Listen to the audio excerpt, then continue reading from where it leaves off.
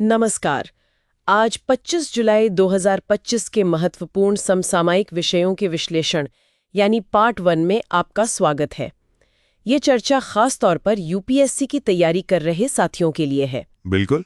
आज हम इतिहास, अर्थव्यवस्था, शासन, पर्यावरण और तकनीक जैसे कई जरूरी मुद्दों पर बात करेंगे। हाँ, जैसे राजेंद्र चोल प्रथम के अभियान, जीएसटी पर एक नया अध्ययन है, फिर वो राष्ट्रीय खेल शासन बिल भी है। हाँ, और जलवायु परिवर्तन पर आईसीजे की राय, इथेनॉल ब्लेंडिंग, काफी कुछ है। बिल्कुल, और हो सकता है कुछ विषयों पर हमने पहले भी हल्की बात की हो, तो वो एक तरह का रिवीजन भी हो जाएगा। सही।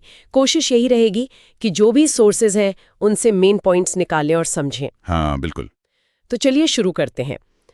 सबसे पहले इतिहास से। राजेंद्र चोल प्रथम। हाँ, महान चोल सम्राट। संस्कृति मंत्रालय उनके दक्षिण पूर्वी एशिया अभियान के 1000 साल पूरे होने पर वो आदि थिरुवंथिरई महोत्सव मना रहा है। मतलब 1000 साल, सच ने ये एक बहुत बड़ा माइलस्टोन है। राजेंद्र चोल प्रथम वो राजराज प्रथम के पुत्र थे। उनका शासनकाल लगभग 1014 से 1044 ईस्वी तक रहा। और उन्हें गंगईकोंडा चोलन भी कहते थे ना? हाँ बिल्कुल, गंगा घाटी के विजय के बाद। और इसी की याद में उन्होंने वो नई राजधानी भी बसाई थी, गंगाईकोंडा चोलापुरम। अद्भुत। और उनकी नेवी मतलब नौसेना के बारे में क्या कहेंगे? श्रीलंका और दक्षिण पूर्व एशिया तक अभियान। हाँ, श्रीविजय साम्राज्य तक। उस जमाने के हिसाब से ये बहुत बड़ी बात थी। उनकी नौसैनिक क्षमता जबरदस्त थी। उनके प्रशासन की भी बात होती है। उर, नाडु, ये सब क्या था? देखिए, उर आम लोगों की सभा होती थी। नाडु एक तरह से जिले जैसी प्रशासनिक इकाई थी। और टैक्स भी थे, जैसे वेट्टी जो एक तरह की बेगार थी, और कड़माई मतलब भू राजस्व। अच्छा, और वो उत्तर मेरु शिलालेख, उससे तो उनके स्थानीय स्वशासन का पता चलता है ना? बिल्कुल सही। चुनाव प्रणाली वगैरह की जानकारी मिलती है उससे। और फिर उनकी कला, महान जीवित चोल मंदिर, यूनेस्को साइट्स है वो। हाँ, और वो कांस्य मूर्तियां, खासकर नटराज की, विश्व प्रसिद्ध हैं। वो सिर्फ कला नहीं, इतिहास और दर्शन भी हैं। सही कहा।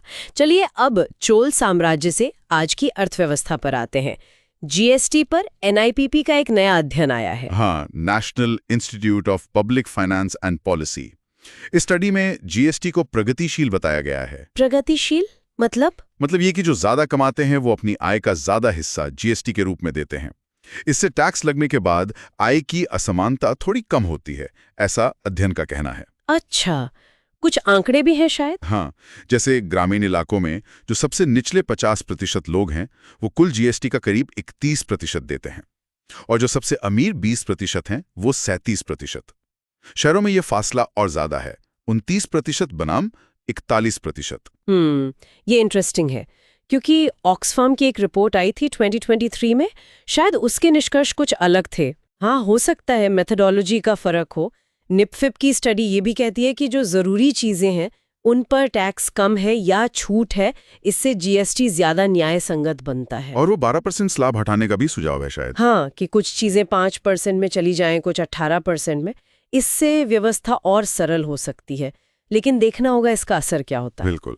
अब खेल की बात करते हैं। राष्ट्रीय खेल शासन विधेयक लोकसभा में पेश हुआ है। हाँ, इसका मकसद है जो हमारे स्पोर्ट्स फेडरेशंस हैं उनके कामकाज में सुधार लाना, पारदर्शिता बढ़ाना और विवाद कम करना। इसमें मुख्य बातें क्या हैं? जैसे राष्ट्रीय खेल निकाय तो होंगे ही, एनओसी, एनपीसी वगैरह। हाँ, उनके लिए नियम होंगे। फिर एक राष्ट्रीय खेल बोर्ड बनाने की बात है जो मान्यता देने का काम करेगा। और चुनाव के लिए, क्योंकि वहां भी काफी विवाद होते हैं। बिल्कुल, उसके लिए एक राष्ट्रीय खेल चुनाव पैनल का प्रस्ताव है, ताकि निष्पक्ष चुनाव हो, और विवादों के निपटारे के लिए एक राष्ट्रीय खेल न्यायाधिकरण। अच्छा, ट्रिब्यूनल सुना है, इसकी अध्यक्षता कोई जज करेंगे? हाँ, रिटायर्ड जज। और इसके फैसले के बाद सिविल कोर्ट नहीं जा सकेंगे, ताकि मामले जल्दी निपटे। और वो सेफ स्पोर्ट पॉलिसी और कोड ऑफ कंडक्ट? हाँ, वो भी बहुत जरूरी है। खिलाड़ियों, खासकर महिला और नाबालिग खिलाड़ियों की सुरक्षा के लिए कड़े नियम। ये तो अच्छी पहल लगती है। अब एक बड़े अंतर्राष्ट्रीय मुद्दे पर आते हैं, जलवायु परिवर्तन और आईसीजे। हाँ, इंटरनेशनल कोर्ट ऑफ जस्टिस, वनवातु और कुछ और छोटे द्वीपीय देश ये मामला ले गए थे। और कोर्ट ने क्या कहा? कोर्ट ने एक एडवाइजरी ओपिनियन मतलब सलाहकार राय दी है। कहा है कि एक साफ, स्वस्थ और टिकाऊ पर्यावरण एक मानवाधिकार है। मानवाधिकार? ये तो बहुत बड़ी बात है। बिल्कुल। और ये भी कहा कि देशों की कानूनी जिम्मेदारी है कि वो उत्सर्जन कम करें ताकि पेरिस समझौते का वो 1.5 डिग्री सेल्सियस वाला लक्ष्य बना रहे। लेकिन ये तो सिर्फ सलाहकार राय है ना, है बाध्यकारी तो नहीं? सीधे तौर पर बाध्यकारी नहीं है, लेकिन इसका बहुत वजन है। आईसीजे की राय अंतर्राष्ट्रीय कानून को प्रभावित करती है और राय में ये भी कहा गया है कि अगर देश अपनी जिम्मेदारियां नहीं निभाते तो उन्हें कानूनी परिणाम भुगतने पड़ सकते हैं, जैसे हर्जाना देना। अच्छा, मतलब इसका असर पड़ेगा? उम्मीद तो यही है, ये देशों पर नैतिक और कानूनी दबाव बनाएगा। चलिए, अब एक अच्छी खबर। हाँ। इथेनॉल सम्मिश्रण मतलब इथेनॉल ब्लेंडिंग, भारत ने 20% ब्लेंडिंग का लक्ष्य हासिल कर लिया है। हाँ, और वो भी समय से 5 साल पहले।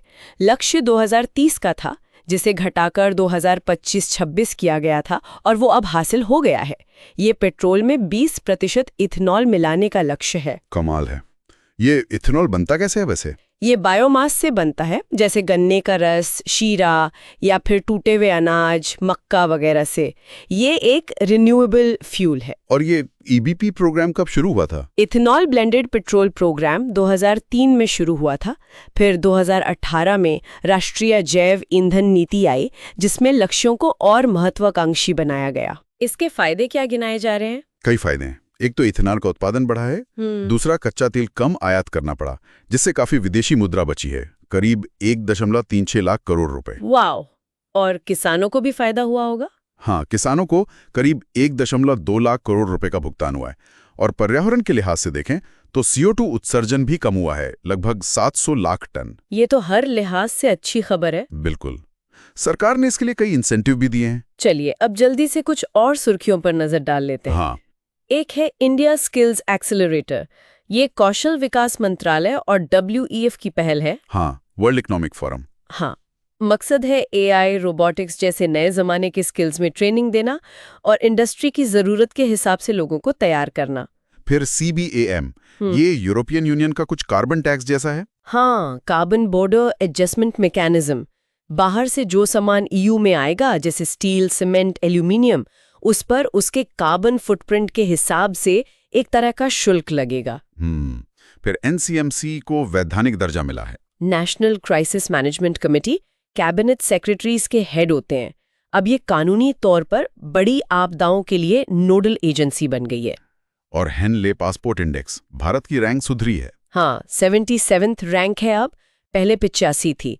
मतलब अब भारतीय पासपोर्ट पर 59 देशों में वीजा फ्री जा सकते हैं। सिंगापुर टॉप पर है। अच्छी बात है। चिकनगुनिया पर WHO की चेतावनी है। हाँ, ईडीज मच्छर से फैलता है ये।